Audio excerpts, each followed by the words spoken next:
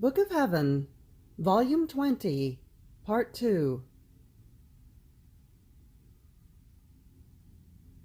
September 23rd, 1926.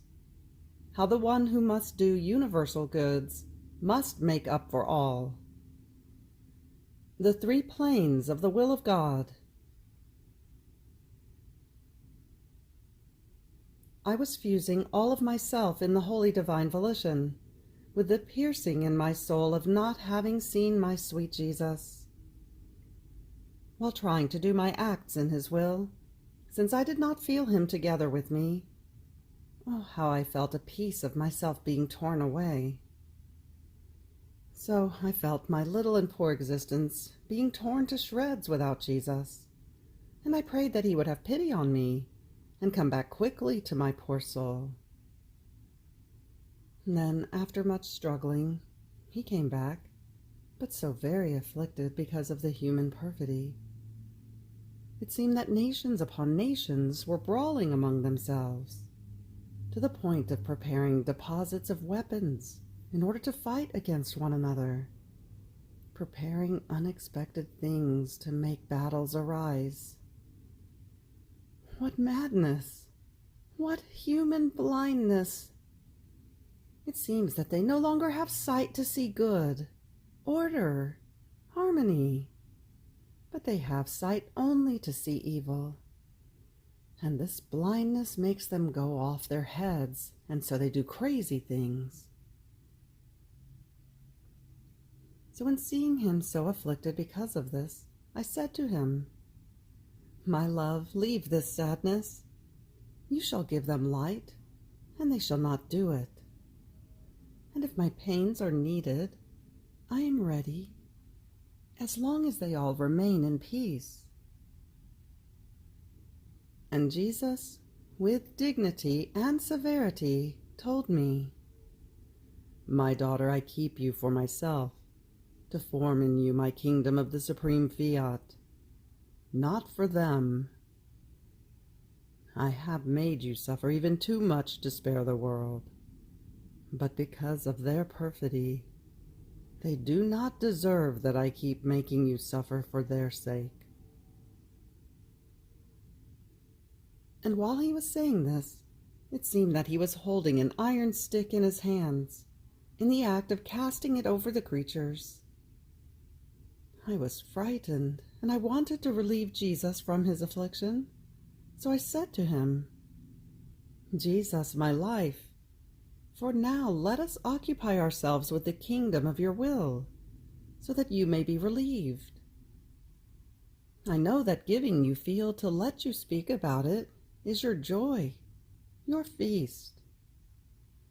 Therefore, your acts flow with me, within mine, so that with the light of your will, more than sun, they may invest all creatures, and I may constitute myself act for each act, thought for each thought.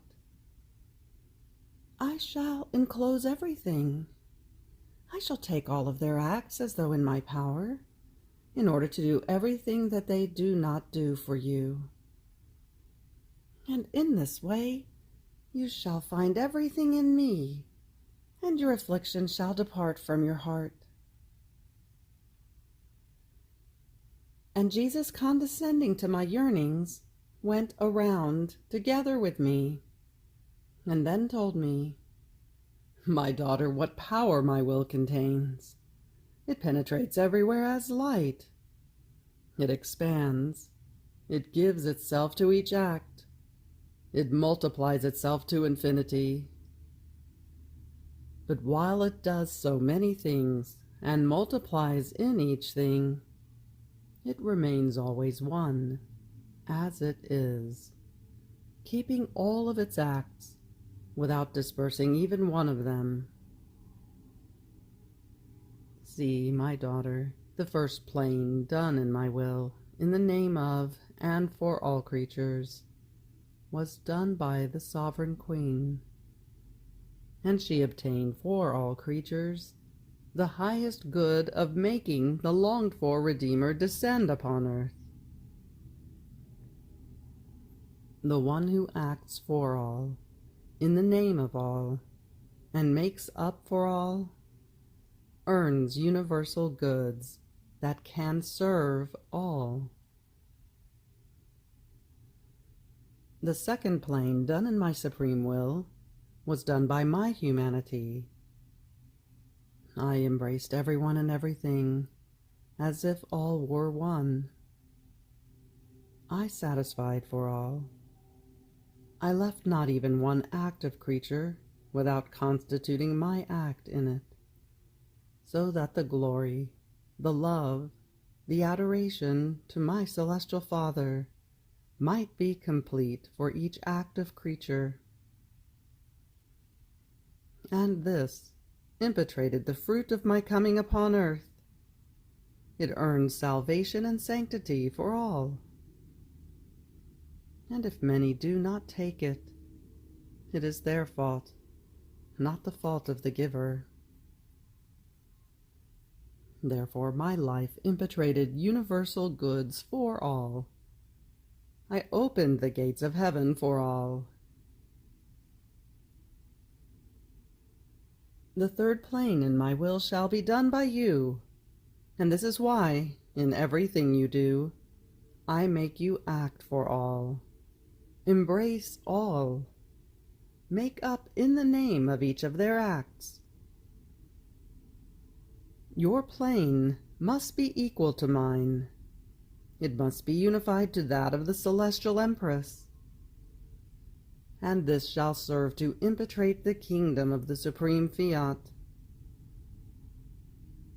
Nothing must escape the one who must do a universal good, so as to bind to all creatures the good she wants to give.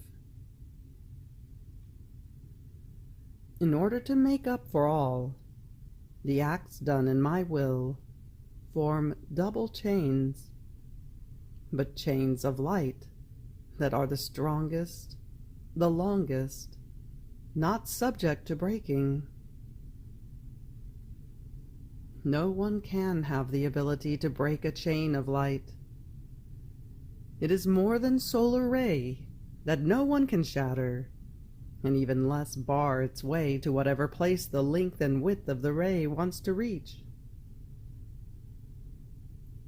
And these chains of light bind God to give universal goods, and the creature to receive them. September 26, 1926. The mere word, will of God, contains an eternal prodigy. How everything converts into love and prayer.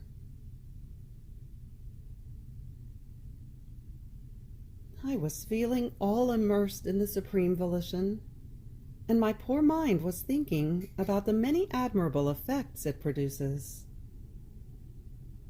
And my always lovable Jesus told me, "My daughter, the mere word will of God contains an eternal portent that no one can equal. It is a word that embraces everything, heaven and earth.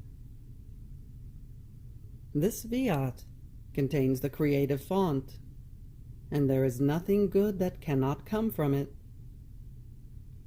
So the one who possesses my will, by virtue of it, acquires by right all the goods that this Fiat possesses. Therefore, she acquires the right to the likeness of her Creator. She acquires the right to divine sanctity, to his goodness, to his love. By right, heaven and earth are hers, because all came into existence from this Fiat. With reason, her rights extend over everything. So, the greatest gift, the greatest grace I can give to the creature is to give her my will, because all possible and imaginable goods are bound to it, and by right, because everything belongs to it. Then afterwards my sweet Jesus made himself seen coming out from within my interior, and he was looking at me, but he fixed his gazes on me so much as if he wanted to portray himself, engrave himself within my poor soul. On seeing this, I said to him, "My love, Jesus, have pity on me. Don't you see how ugly I am? Your privation during these days has rendered me even uglier. I feel I am good at nothing. Even the rounds in your will I make with difficulty. Oh, how bad I feel.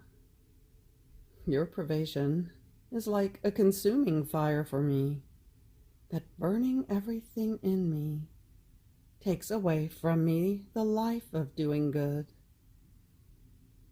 It leaves me only your adorable will, that binding me all to itself makes me want nothing but your fiat, and see and touch nothing but your most holy will."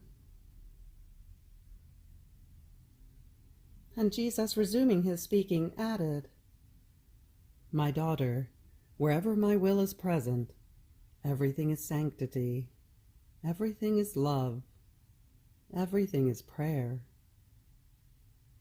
So since its font is in you, your thoughts, your gazes, your words, your heartbeat, and also your movements, everything is love and prayers. It is not the form of the words that form prayer. No, it is my operating will, that dominating all of your being, makes of your thoughts, words, gazes, heartbeats, and movements as many little fountains that spring from the supreme will, and rising up to heaven in their mute language, some pray, some love, some adore, some bless. In some, my will makes the soul do what is holy, what belongs to the divine being. Therefore, the soul who possesses the supreme will as life is the true heaven, that, be it even mute, narrates the glory of God and announces itself as the work of his creative hands. How beautiful it is to see the soul in whom my will reigns, as she thinks, looks, speaks, palpitates, breathes, moves. She forms the stars to adorn her heaven, to narrate more the glory of he who created her. My will embraces everything as though in one breath, and lets nothing of all that is good and holy escape the soul. September 28th, 1926. Luisa's great affliction because of the printing of the writings. Jesus wants that they be entrusted to his care. Jesus pushes the Father who must occupy himself with the printing.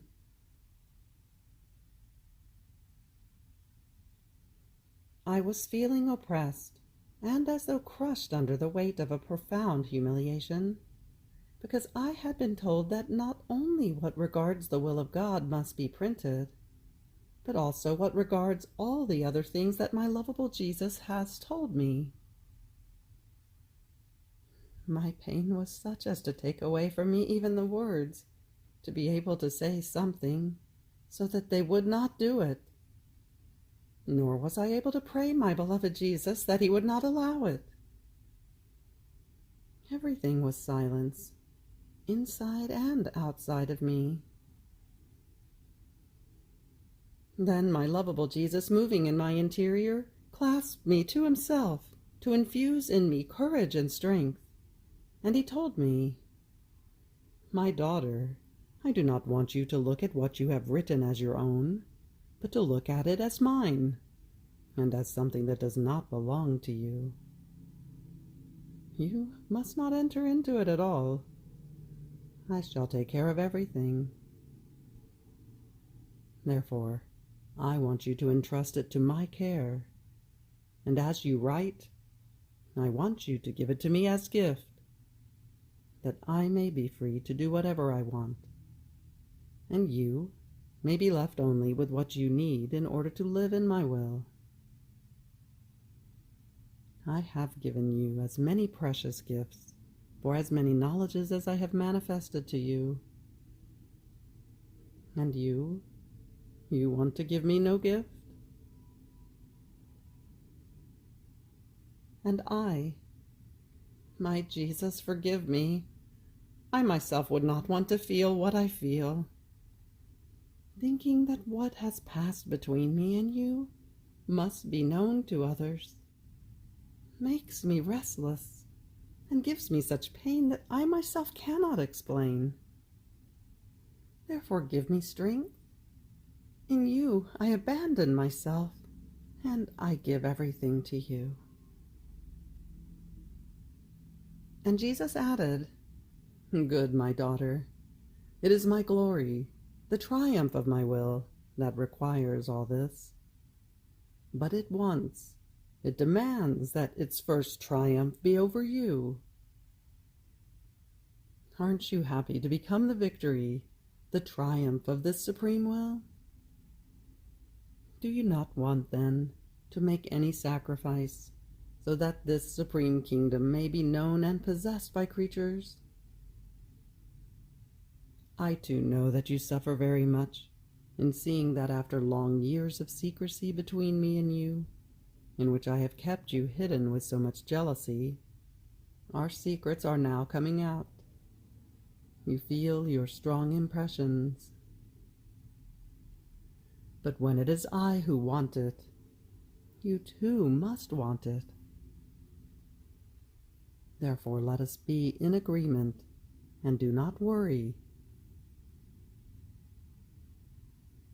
Then after this he made me see Reverend Father, and Jesus, being near him, placed his holy right hand on his head to infuse in him firmness, help, and will, saying to him, "My son, hurry, do not lose time. I shall help you, I shall be near you, so that everything may go well, and according to my will.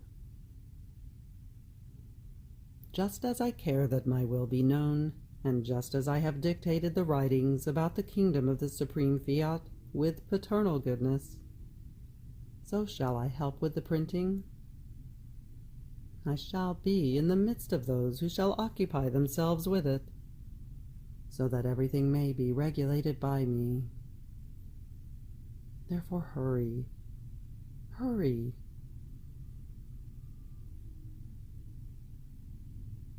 October 2nd, 1926.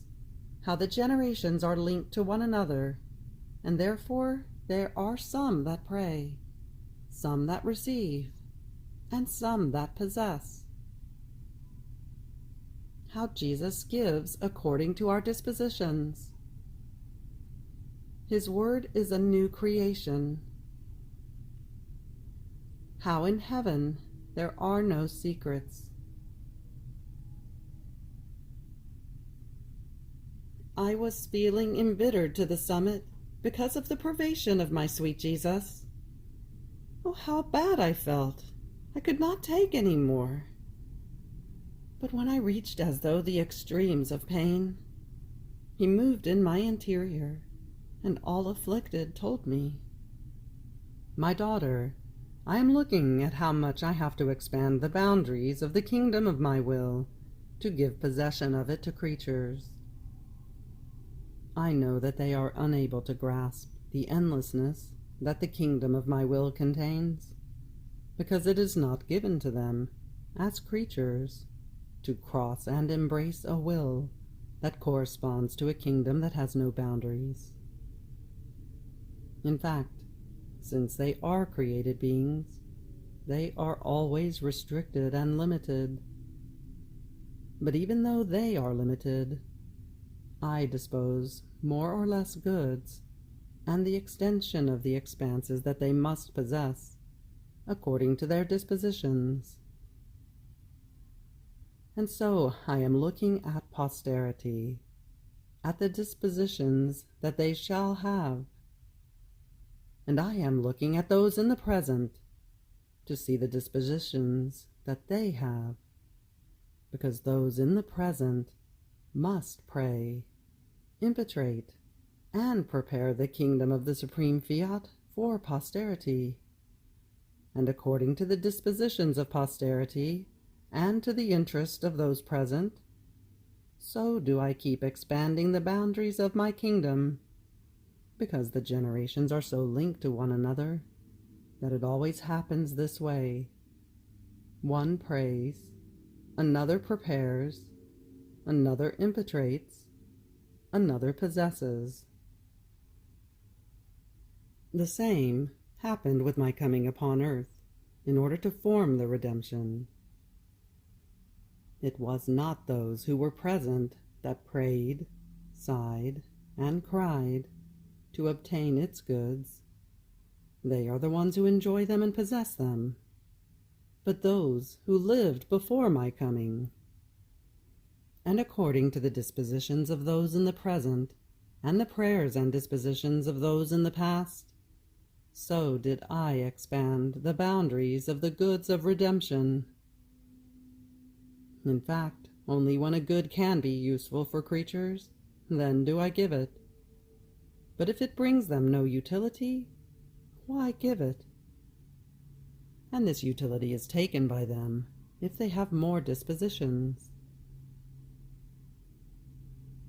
But do you know when I expand its boundaries? When I manifest to you a new knowledge that regards the kingdom of my will.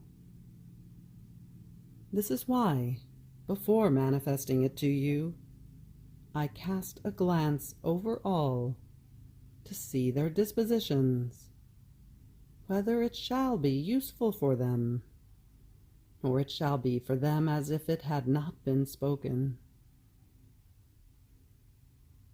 And in seeing that I want to expand my boundaries more in order to give them more goods, more joys, more happiness to possess, but they are not disposed, I feel afflicted, and I wait for your prayers, for your rounds in my will, for your pains, in order to dispose those present, as well as posterity.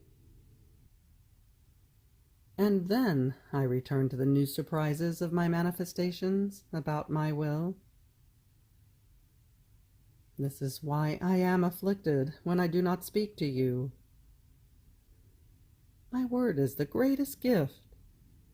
It is a new creation, and being unable to issue it from myself, because creatures are not disposed to receive it, I feel within me the weight of the gift I want to give, and unable to give it, I remain afflicted and taciturn.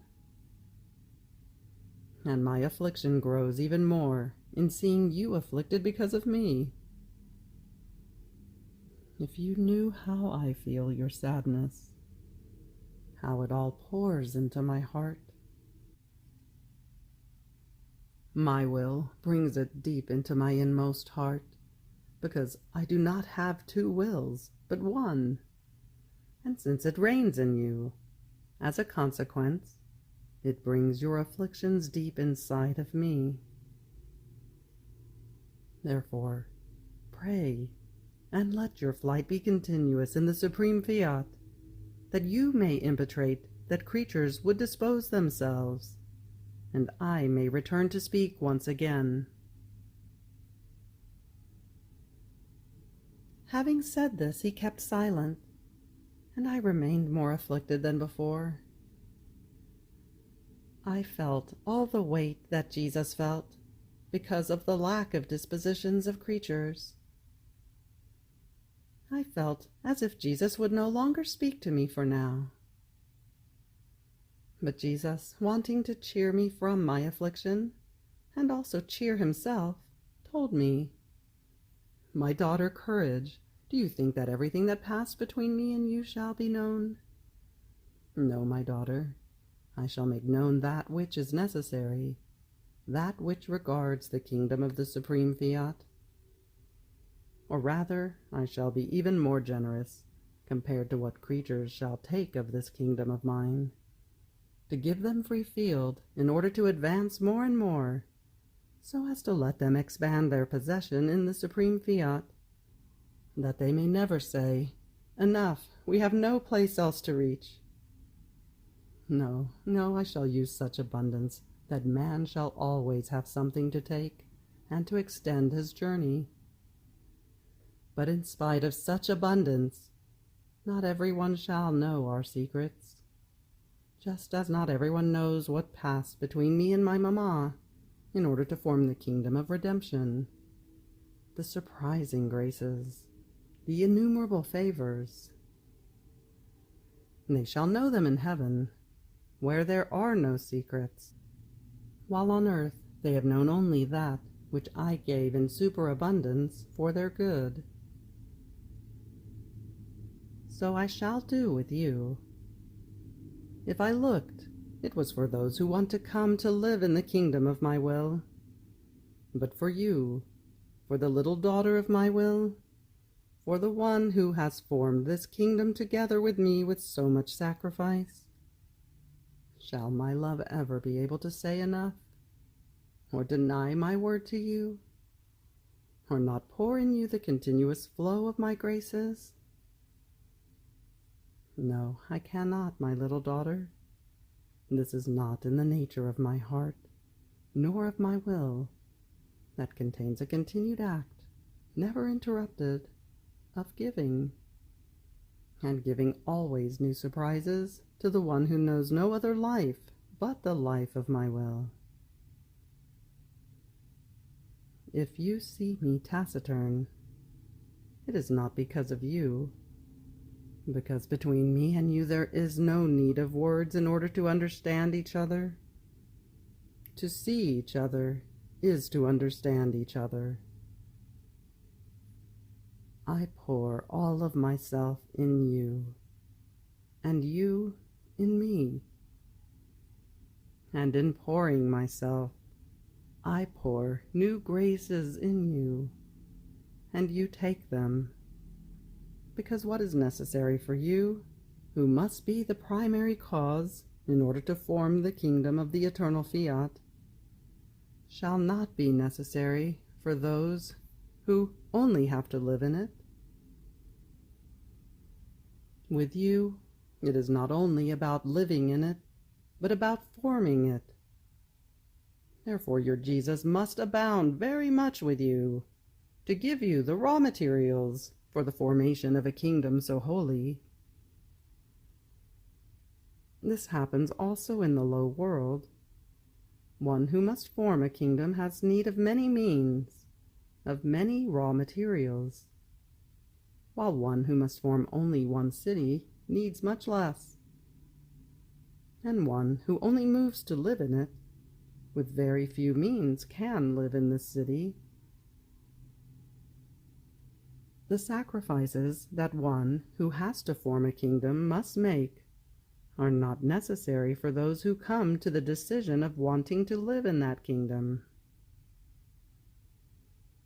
Therefore, I just want you to work in the formation of the kingdom of the supreme Fiat, and your Jesus shall take care of all the rest.